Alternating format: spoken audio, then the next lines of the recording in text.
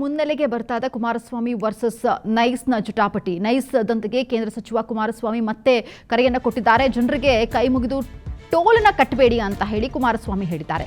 ಕಾನೂನು ಕೈಗೆತ್ತಿಕೊಳ್ಳುವುದಕ್ಕೆ ಜನತೆಗೆ ಕರೆಯನ್ನ ನೀಡಿದ್ದಾರೆ ಕೇಂದ್ರ ಸಚಿವ. ಕೋರ್ಟ್ ಹೇಳಿದ ಮೇಲೆ ಮೌನ ಯಾಕೆ? ಸರ್ಕಾರಕ್ಕೂ ನೈಸ್ಗೂ ಏನ್ ಸಂಬಂಧ ಅಂತ ಪ್ರಶ್ನೆ ಹಾಕಿದ್ದಾರೆ. ನೈಸ್ ಸಂಸ್ಥೆ ಮತ್ತು ಸರ್ಕಾರದ ವಿರುದ್ಧ ಕುಮಾರಸ್ವಾಮಿ ಕಿಡಿಕಾರ್ತಾ ಇದ್ದಾರೆ. ನೈಸ್ ರಸ್ತೆ ಟೋಲ್ ಈಗ ಗೊಂದಲಮಯ ಆಗಿದೆ. ಮೊನ್ನೆಯಷ್ಟೇ ಕೇಂದ್ರ ಸಚಿವ ಎಚ್.ಡಿ. ಕುಮಾರಸ್ವಾಮಿ ಯಾರು ಕೂಡ ಟೋಲನ್ನು ಕಟ್ಟಬೇಡಿ ಅಂತ ಹೇಳಿದರು. ಈ ಹೇಳಿಕೆ ಬೆನ್ನಲ್ಲೇ ಈಗ ವಾಹನ ಸವಾರರು ಟೋಲನ್ನು ಕಟ್ಟುವುದಕ್ಕೆ ಹಿಂದೇಟನ್ನು ಹಾಕ್ತಾ ಇದ್ದಾರೆ ಒಂದು ಕಡೆ. ಆದರೆ ಇದಕ್ಕೆ ಟೋಲ್ ಸಿಬ್ಬಂದಿ ಯಾಕೆ ಕಟ್ಟಲ್ಲ ಅಂತ ಪ್ರಶ್ನೆ ಹಾಕ್ತಾ ಇದ್ದಾರೆ. ಕಟ್ಟಬೇಡಿ ಅಂತ ಹೇಳಿ ಕೋರ್ಟ್ ಆದೇಶ ಇದೆಯಾ ಅಂತ ಹೇಳಿ ಕೂಡ ಪ್ರಶ್ನೆಯನ್ನು ಹಾಕ್ತಿದ್ದಾರಂತೆ. 111 ಕಿಲೋಮೀಟರ್ಗೆ ಇವತ್ತು ಕೇವಲ 5 ಕಿಲೋಮೀಟರ್ ರಸ್ತೆ ಕೆಲಸ ಮಾಡಿದ್ದಾನೆ ಅಂತ ಹೇಳಿ ಫ್ರೇಮ್ವರ್ಕ್ ಅಗ್ರಿಮೆಂಟ್ನಲ್ಲಿರೋದು. 111 ಕಿಲೋಮೀಟರ್ ರಸ್ತೆ ಮಾಡಿ 5 ಟೌನ್ಶಿಪ್ಗಳ ರಚನೆ ಆಗೋವರೆಗೆ ದುಡ್ಡು ಕಲೆಕ್ಟ್ ಮಾಡೋಂಗಿಲ್ಲ. ಟೋಲ್ನ ಇಲ್ಲಿವರೆಗೆ ಮಾಡಿರೋದೇ ಕಾನೂನು ಬಾಹಿರ. ಆ ಹಿನ್ನೆಲೆಯಲ್ಲಿ ಅವ್ರು ಏನು ನೋಟಿಸ್ ಬೋರ್ಡ್ ಹಾಕೊಂಡಿದ್ದಾರೆ, ನಾವೇನಾದರೂ ದುಡ್ಡು ಕಟ್ತಾ ಇದ್ದರೆ ಕಾನೂನು ಕ್ರಮ ತೆಗೆದುಕೊತೀವಿ ಅಂತ ಹೇಳಿ ಜನತೆ ಇವತ್ತು ಹೆದರಬೇಕಾಗಿಲ್ಲ. ಈಗಲೂ ಸಹ ಹೇಳ್ತೇನೆ, ಈ ಸರ್ಕಾರ ಅವ್ರ ಜೊತೆ ಏನು ಶಾಮೀಲಾಗಿದ್ದಾರೆ, ಸರ್ಕಾರದ ಜವಾಬ್ದಾರಿ ನಿರ್ವಹಣೆ ಮಾಡ್ತಕ್ಕಂಥದ್ರಲ್ಲಿ ಈ ಸರ್ಕಾರ ಜವಾಬ್ದಾರಿ ನಿರ್ವಹಣೆ ಮಾಡ್ತಾ ಇಲ್ಲ. ಆ ಹಿನ್ನೆಲೆಯಲ್ಲಿ ನಾಡಿನ ಜನತೆ ಆ ರಸ್ತೆಯಲ್ಲಿ ಓಡಾಡ್ತಕ್ಕಂಥವರು ನೀವು ಕಾನೂನನ್ನು ಕೈಗೆತ್ಕೋಬೇಕು ಅಂತಕ್ಕಂಥದ್ದನ್ನು ಮನವಿ ಮಾಡಿ.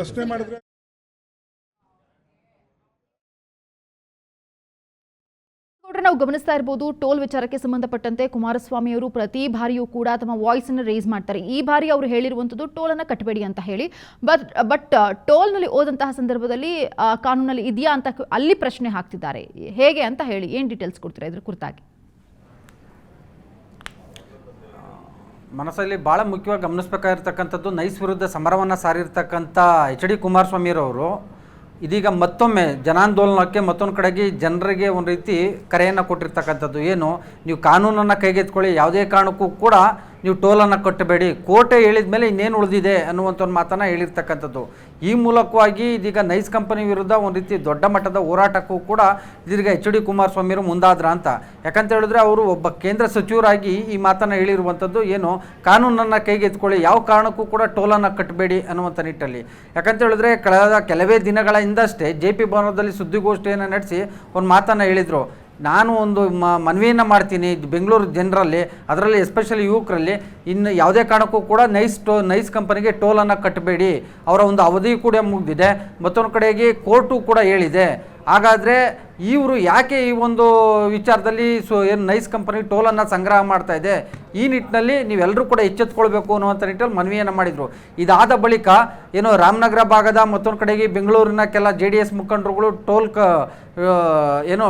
ಟೋಲ್ ಗೇಟ್ ಬಳಿ ಏನು ಟೋಲ್ ಸಿಬ್ಬಂದಿಗಳ ಮೇಲೆ ಮಾತಿನ ಚಕಮಕಿ, ಮತ್ತೊಂದು ಕಡೆಗೆ ಗಲಾಟೆ ಮಾಡಿದಂಥ ಪ್ರಸಂಗಗಳು ಅಲ್ಲಲ್ಲಿ ಕಂಡುಬಂದಿದ್ದವು.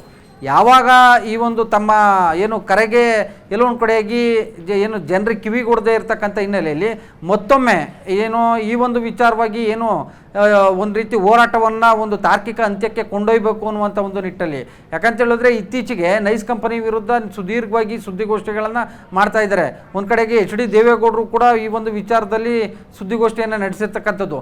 ಎಸ್ಪೆಷಲಿ ನೈಸ್ ಹಗರಣಕ್ಕೆ ಸಂಬಂಧಪಟ್ಟಂತೆ ಏನು ಅಂದಿನ ಸದನ ಸಮಿತಿ ಅಧ್ಯಕ್ಷರಾಗಿ ಒಂದು ವರದಿಯನ್ನು ಕೊಟ್ಟಂಥ TB ಜಯಚಂದ್ರ ನೇತೃತ್ವದ ಸದನ ಸಮಿತಿ ವರದಿಯನ್ನು ಕೂಡ ಉಲ್ಲೇಖ ಮಾಡಿದರು.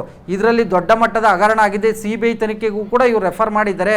ಹೀಗಾಗಿ ಟೋಲನ್ನು ಕಟ್ಟಬೇಡಿ ಎನ್ನುವಂಥ ಒಂದು ನಿಟ್ಟಲ್ಲಿ ಇದೀಗ ಈ ಒಂದು ಹೋರಾಟದಲ್ಲಿ ಯಾವುದೇ ಕಾರಣಕ್ಕೂ ಕೂಡ ಹಿನ್ನಡೆಯನ್ನು ಅನುಭವಿಸಬಾರ್ದು, ಈ ಒಂದು ಹೋರಾಟವನ್ನು ತಾರ್ಕಿಕ ಅಂತ್ಯಕ್ಕೆ ಕೊಂಡೊಯ್ಯಲೇಬೇಕು ಅನ್ನುವಂಥ ಒಂದು ಕಾರಣಕ್ಕೋಸ್ಕರವಾಗಿ ನವದೆಹಲಿಯಲ್ಲಿ ಪ್ರತಿಕ್ರಿಯೆಯನ್ನು ಕೊಟ್ಟಿರ್ತಕ್ಕಂಥ H.D. ಕುಮಾರಸ್ವಾಮಿರವರು ಈ ಮೂಲಕವಾಗಿ ಏನು ಕೋರ್ಟ್ ಹೇಳಿದ ಮೇಲೆ ಇನ್ನೇನು ಉಳಿದಿದೆ, ಮತ್ತೊಂದು ಕಡೆಯಾಗಿ ಈ ಒಂದು ವಿಚಾರದಲ್ಲಿ ಸರ್ಕಾರಕ್ಕೂ ಮತ್ತು ನೈಸ್ ಕಂಪ್ನಿಗೂ ಏನು ಸಂಬಂಧ, ಹಾಗಾಗಿ ಜನರು ಯಾವುದೇ ಕಡೆಗೂ ಕೂಡ ಟೋಲನ್ನು ಕಟ್ಟಬೇಡಿ, ಮತ್ತೊಂದು ಕಡೆಗೆ ಒಂದು ವೇಳೆ ಅಂಥ ಪರಿಸ್ಥಿತಿ ಎದುರಾದರೆ ಕಾನೂನನ್ನು ಕೈಗೆತ್ಕೊಳ್ಳಿ ಅನ್ನುವಂಥ ಒಂದು ನಿಟ್ಟಲ್ಲಿ ಬಹಿರಂಗವಾಗಿ ಕರೆಯನ್ನು ಕೊಟ್ಟಿರ್ತಕ್ಕಂಥದ್ದು.